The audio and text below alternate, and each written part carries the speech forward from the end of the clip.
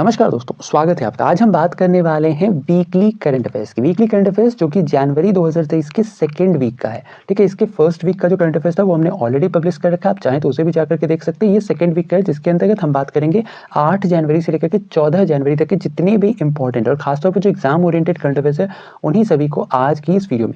साथ ही आज की इस वीडियो के आप पीडीएफ भी डाउनलोड कर सकते हैं जिसका लिंक आपको वीडियो के डिस्क्रिप्शन या फिर कमेंट सेक्शन में पिन्ड मिल जाएगा। तो बिना ज़्यादा समय लिए चलिए वीडियो को शुरू करते हैं। सबसे पहले देखते हैं पहला सवाल क्या है। तो आज का हमारा पहला सवाल है, which country will host the voice of global south summit 2023। यानी कि सवाल ये कह रहा है कि voice of global south summit 2023 की जो मेजबानी है यह कौन सा देश करने जा रहा है। तो इसकी एक्चुअली में मेजबानी करने जा रहा है भारत। साथ ही ध्यान रखना है इस वर्ष यानी वर्ष 2023 के अंतर्गत voice of global south summit का थीम रखा गया है unity of voice, unity of purpose.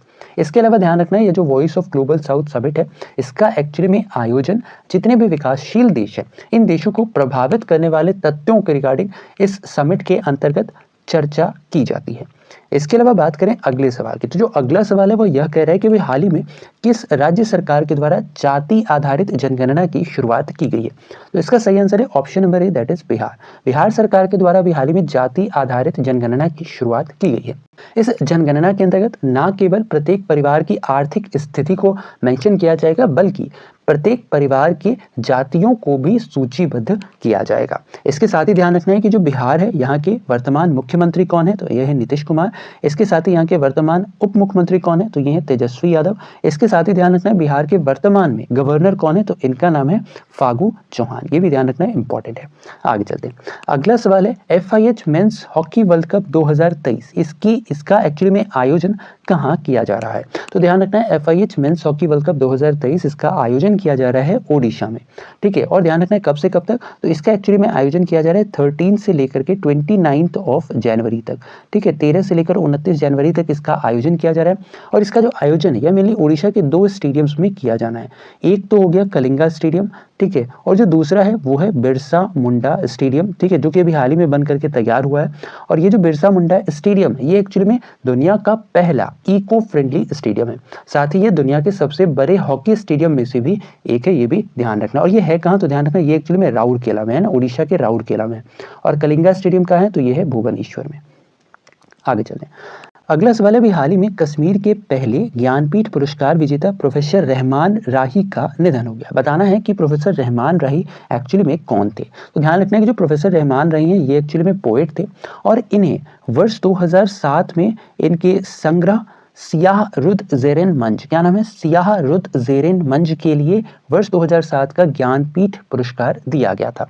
साथ ही ध्यान रखना है कि जो प्रोफेसर रहमान राही हैं इन्हें एक्चुअली में वर्ष 2000 में, ठीक है, वर्ष 2000 में इन्हें पद्मश्री पुरस्कार से भी सम्मानित किया गया था। ये भी इंपॉर्टेंट है, ध्यान रखना है। आगे चलते हैं। अगला सवाल है, वर्ष 2022 यानी दिसंबर 2022 के अंतर्गत जो men's ICC player of the month का अवार्ड है जिसकी भी हाल ही में घोषणा की गई है, तो ये अवार्ड किसे दिया गया। ध्यान रखना है, बात की जा रही है मेंस की, तो ध्यान रखना मेंस की कैटेगरी में जो यह पुरस्कार है यह दिया गया है हैरी ब्रूक को।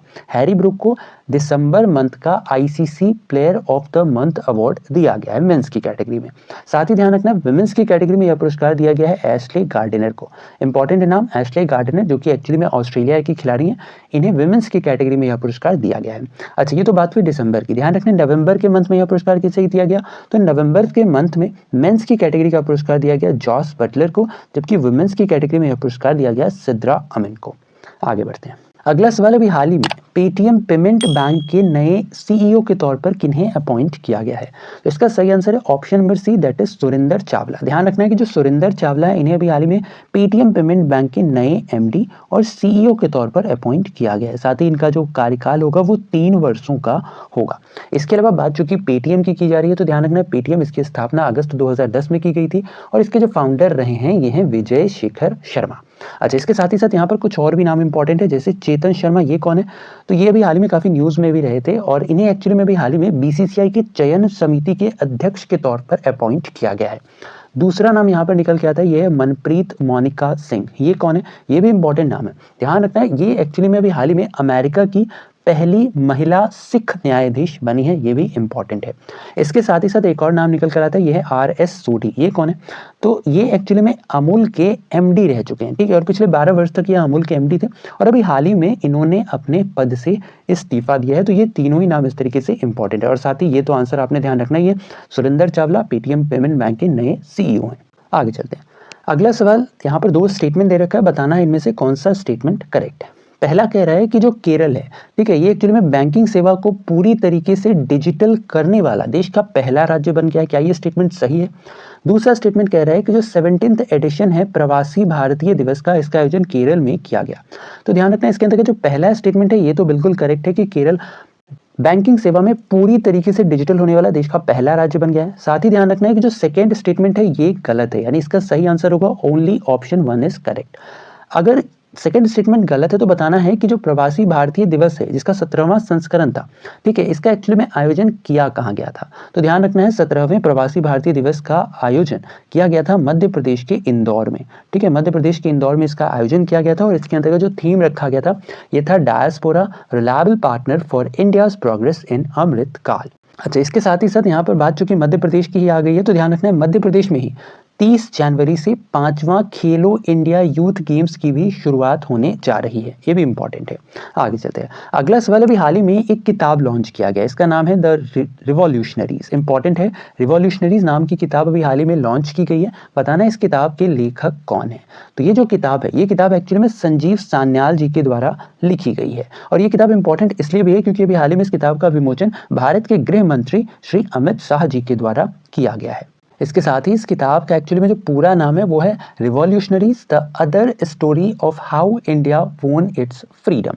इसके साथ ही साथ ध्यान रखना है, नाम चूंकि संजीव सान्याल का है तो ध्यान रखना है इनकी एक और बुक बहुत ही इंपॉर्टेंट है जिसका नाम है लैंड ऑफ 7 रिवर्स। ये भी इन्हीं की किताब है, इंपॉर्टेंट है, ध्यान रखना है दोनों ही नाम, ठीक है, लैंड ऑफ 7 रिवर्स और रिवॉल्यूशनरीज।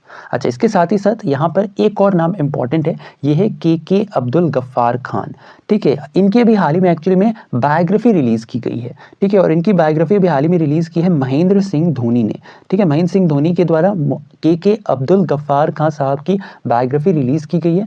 अच्छा, इनकी बायोग्राफी का सबसे पहले तो नाम क्या है? तो इनकी बायोग्राफी का नाम है अनजान साक्षी। क्या नाम है? अनजान साक्षी इनकी बायोग्राफी का नाम है। साथ ही ध्यान रखना है कि जो के अब्दुल गफ्फार खान है ये एक्चुअली में कर्नाटक इंजीनियरिंग कॉलेज के प्रोफेसर हैं और इन्हीं की ये बायोग्राफी है जिसे महेंद्र सिंह धोनी के द्वारा रिलीज किया गया है। अच्छा, इसके साथ ही यहाँ पर एक और नाम है, ये है तमल बंदोपाध्याय का। तमल बंदोपाध्याय कौन है? तो इनकी अभी हाल ही में एक और बुक रिलीज की गई है जिसका नाम है roller coaster and affairs with banking, ठीक है, इंपॉर्टेंट है, ध्यान रखना है, तमल बंदोपाध्याय की roller coaster and affairs with banking. साथ ही इनकी एक और किताब इंपॉर्टेंट है, यह है सहारा द अनटोल्ड स्टोरी। क्या नाम है? सहारा द अनटोल्ड स्टोरी। आगे चलते हैं।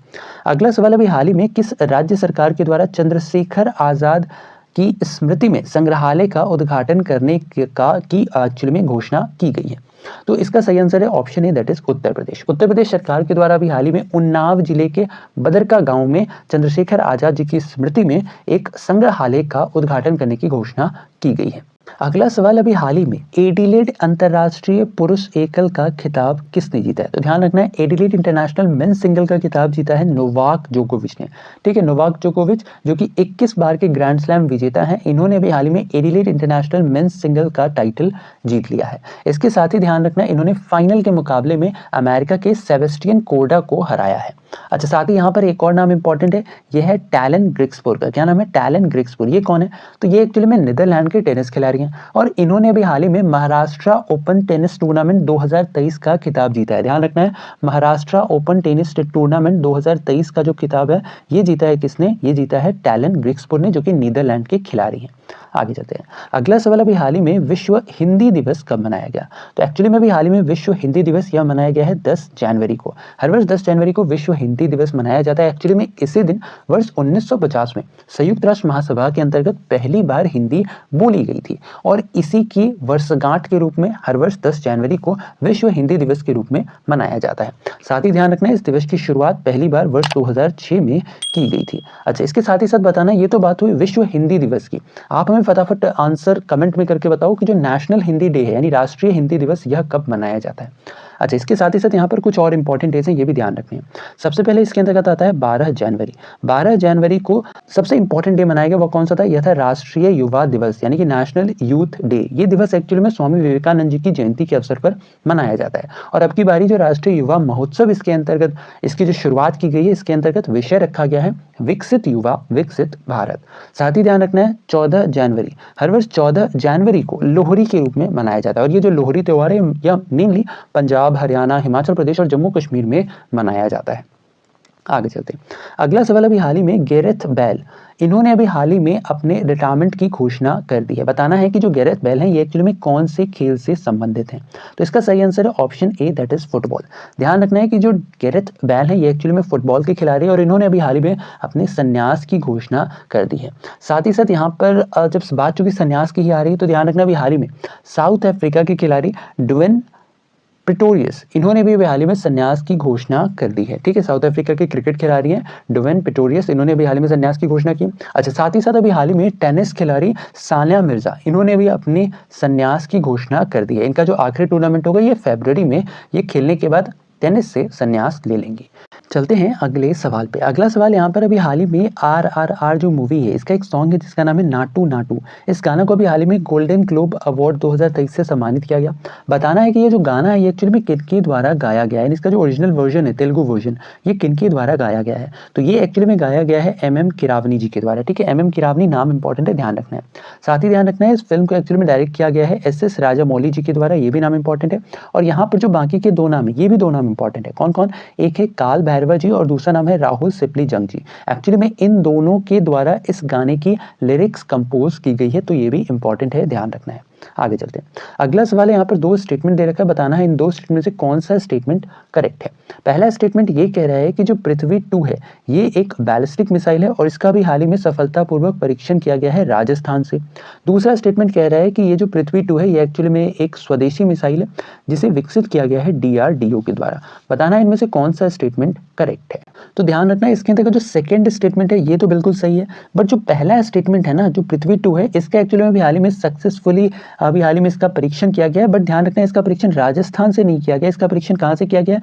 तो ये किया गया है ओडिशा से।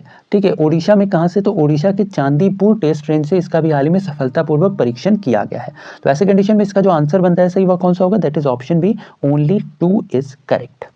अच्छा, साथ ही ध्यान रखना है ये जो पृथ्वी 2 मिसाइल, अगर इसके बारे में आप और डिटेल से जानना चाहते हैं तो इस पर हमने ऑलरेडी एक सेपरेट वीडियो बना रखा है, उसे आप जाकर के देख सकते हैं। आगे चलते हैं। इसके अलावा अगले सवाल पे चले तो अगला सवाल अभी हाल ही में जो हर्बा लाइफ न्यूट्रिशन है इसके नए ब्रांड एम्बेसडर के तौर पर किन्हें अपॉइंट किया गया है। तो इसका सही आंसर है option number A, that is Smriti Mandhana. ध्यान रखना है स्मृति मंधाना को अभी हाल ही में हर्बा लाइफ न्यूट्रिशन के नए ब्रांड एम्बेसडर के तौर पर अपॉइंट किया गया है। साथ ही ध्यान रखना है जो हर्बा लाइफ न्यूट्रिशन है ये एक्चुअली में जो ये कंपनी है एक्चुअली में कुल 95 देशों में काम करती है। साथ ही ध्यान रखना है इस कंपनी के प्रेजेंट टाइम पर जो CEO है इनका नाम क्या है? तो इनका नाम है माइकल ओ जॉनसन। क्या नाम है? Michael O Johnson Herbalife nutrition के प्रेजेंट टाइम पर CEO है। साथ ही यहाँ पर एक और नाम इंपॉर्टेंट दिख रहा है, ये है थीरू एस नादेशन। ये कौन है? तो ध्यान रखना है थीरू एस नादेशन, इन्हें अभी हाल ही में प्रवासी भारतीय सम्मान पुरस्कार 2023 से सम्मानित किया गया है। ये नाम बहुत ही इंपॉर्टेंट है, ध्यान रखना है। आगे चलते हैं। इसके अलावा चलते हैं अगले सवाल पर। तो अगला सवाल है वो यह है कि इसके अंतर्गत आपने बताना है कि कौन सा इनमें से इन चारों में से कौन सा गलत मैच किया हुआ है। एक तरफ यहाँ पर कंट्री दिख रहा है और दूसरी तरफ हेनले पासपोर्ट इंडेक्स 2023 जो कि हाल ही में जारी किया गया इसकी रैंकिंग दे रखी है। बताना है इनमें से कौन सा गलत मैच है। तो ध्यान रखना है इसके अंतर्गत जो सही आंसर है ये है option number B, that is Singapore. ध्यान रखना है इस रैंकिंग के अंतर्गत सिंगापुर एक्चुअली में 5वें स्थान पर नहीं था, बल्कि जो सिंगापुर है यह एक्चुअली में दूसरे स्थान पर था। ठीक है, और ना केवल सिंगापुर बल्कि सिंगापुर के साथ यहाँ पर एक और कंट्री है जो कि सेकंड स्थान पर थी, उसका नाम क्या है? तो इसका नाम है साउथ कोरिया। ठीक है, सिंगापुर साउथ कोरिया के साथ दूसरे स्थान पर था। अच्छा, साथ ही ध्यान रखना है इस रैंकिंग के अंतर्गत जापान पहले स्थान पर और भारत 85वें स्थान पर रहा है। साथ ही सूचकांक में सबसे आखिरी पायदान पर रहने वाला देश कौन था? तो ये था अफगानिस्तान जो कि 109वें पायदान पर रहा था। इसके अलावा ये जो हेनले पासपोर्ट इंडेक्स है इसके अंतर्गत कुल 199 देशों की रैंकिंग जारी की गई है। बाकी इसके बारे में अगर आप और डिटेल से जानना चाहते हैं तो सेपरेट वीडियो आपको मिल जाएगा, आप उसे जाकर के एक्सेस कर सकते हैं। आगे चलते हैं। इसके अलावा अगले सवाल की बात करें तो अगला सवाल है वो यह है कि वर्ल्ड स्पाइस कांग्रेस के 14वें संस्करण का आयोजन कहाँ किया जाना है। ध्यान रखना अभी किया नहीं किया है, इसका आयोजन कहाँ किया जाएगा। तो इसका जो सही आंसर बनेगा ये होगा option number B, that is Mumbai. Mumbai में इसका आयोजन किया जाएगा। कब से कब तक, तो ध्यान रखना इसका आयोजन एक्चुअली में 16 से लेकर के 18 फरवरी तक किया जाएगा मुंबई में, और इसका आयोजन इंडियन स्पाइसेस बोर्ड के द्वारा किया जाएगा। साथ ही ध्यान रखना है कि जो वर्ल्ड स्पाइस कांग्रेस है इसका आयोजन एक्चुअली में भारतीय मसालों के अंतर्राष्ट्रीय व्यापार को बढ़ावा देने के लिए किया जाता है। आगे चलते हैं। अगला सवाल अभी हाल ही में रोज क्रिश्चियन, ये भी हाल ही में पहली महिला उपराष्ट्रपति चुनी गई है कौन से देश की, ये आपने बताना है। ध्यान रखना है कि जो रोज क्रिश्चियन है ये भी हाल ही में गैबन की पहली महिला उपराष्ट्रपति के तौर पर चुनी गई हैं। ये एक्चुअली में गैबन की पहले प्रधानमंत्री भी रह चुकी हैं, ठीक है, और ये गैबन की एक्चुअली में पहली महिला प्रधानमंत्री भी रह चुकी हैं, जिन्हें अब गैबन के नए उपराष्ट्रपति के तौर पर नियुक्त किया गया है। साथ ही ध्यान रखना है गैबन के नए प्रधानमंत्री के तौर पर एलन क्लाउड को नियुक्त किया गया है। बात गैबन की करें तो जो गैबन है ये एक्चुअली में मध्य अफ्रीका का एक देश है जो एक्चुअली में सन 1960 में 1960 में ये फ्रांस से आज़ादी इसे मिली थी। साथ ही साथ जो गैबन है इसकी कैपिटल लिब्रेविल है, नाम ध्यान रखना है लिब्रेविल। साथ ही साथ यहाँ की जो करेंसी है ये है फ्रैंक। आगे चलते हैं। अगला सवाल अभी हाल ही में इन्फोसिस के नए सीईओ के तौर पर किन्हें अपॉइंट किया गया है। तो इसका सही आंसर है option number D, that is Ravi Kumar. Ravi Kumar को अभी हाल ही में इन्फोसिस के नए सीईओ के तौर पर अपॉइंट किया गया है। रवि कुमार एक्चुअली में इससे पहले कॉग्निजेंट टेक्नोलॉजी सॉल्यूशंस के पूर्व अध्यक्ष भी रह चुके हैं और इन्होंने अभी हाल ही में इन्फोसिस के अंतर्गत स्थान लिया है ब्रायन हम्फ्रीज का। इसके अलावा ध्यान रखना, चूंकि बात इन्फोसिस की हो रही है तो ध्यान रखना अभी हाल ही में इन्फोसिस के अंदर ही गोविंद अय्यर, ठीक है, इन्हें अभी हाल ही में स्वतंत्र निर्देशक के तौर पर 5 वर्षों के लिए अपॉइंट किया गया। नाम क्या है? गोविंद अय्यर। ये भी नाम इंपॉर्टेंट है, ध्यान रखना है। अच्छा, साथ ही साथ यहाँ पर एक और नाम दिख रहा है, ये है सुरभि जखमोला। ये कौन है? इनका एक्चुअली में पूरा नाम कैप्टन सुरभि जखमोला है और ये एक्चुअली में बॉर्डर रोड ऑर्गेनाइजेशंस के विदेशी प्रोजेक्ट में तैनात होने वाली पहली महिला अधिकारी भी बन गई हैं। अच्छा, इसके साथ ही साथ यहाँ पर एक और नाम है, ये सुरिंदर चावला। अभी आपने ये नाम सुना होगा, फटाफट बताओ ये कौन है? तो इन्हें अभी हाल ही में पेटीएम पेमेंट बैंक्स के नए एमडी और सीईओ के तौर पर अपॉइंट किया गया है। आगे चलते हैं। अगला सवाल अभी हाल ही में किस बैंक के द्वारा जहां बंधन वहां ट्रस्ट नाम के अभियान की शुरुआत की गई है? तो इसका जो सही आंसर है वो है option number B, that is Bandhan bank. Bandhan bank के द्वारा भी हाल ही में जहां बंधन वहां ट्रस्ट नाम के एक अभियान की शुरुआत की गई है। साथ ही ध्यान रखना है कि जो बंधन बैंक है इसके प्रेजेंट टाइम पर ब्रांड एम्बेसडर कौन है? तो इनके एक्चुअली में प्रेजेंट टाइम पर ब्रांड एम्बेसडर है सौरव गांगुली। साथ ही ध्यान रखना है कि जो बंधन बैंक है इसके प्रेजेंट टाइम पर सीईओ कौन है? इनका नाम है चंद्रशेखर घोष। इसके अलावा जो बंधन बैंक है इसका हेडक्वार्टर कहाँ है? तो ध्यान रखना है बंधन बैंक का हेडक्वार्टर कहाँ है? ये है कोलकाता में। ये भी इंपॉर्टेंट है। तो ये था हमारा आज के वीडियो, जिसके अंतर्गत हमने बात की 8 जनवरी से लेकर के 14 जनवरी तक के अंतर्गत जितने भी इंपॉर्टेंट करंट अफेयर्स उन सभी को आज की इस वीडियो में। आशा और उम्मीद की वीडियो इन्फॉर्मेटिव लगा हो। वीडियो पसंद आया है तो वीडियो को लाइक शेयर, चैनल पे नए हैं तो चैनल को सब्सक्राइब करना बिल्कुल ना भूलें ऐसे इन्फॉर्मेटिव वीडियोस के लिए। तो बस आज के लिए इतना ही। अपना ख्याल रखें, स्वस्थ रहें, सुरक्षित रहें। आपसे फिर अगले वीडियो में मुलाकात होगी, तब तक के लिए धन्यवाद। Goodbye, take care.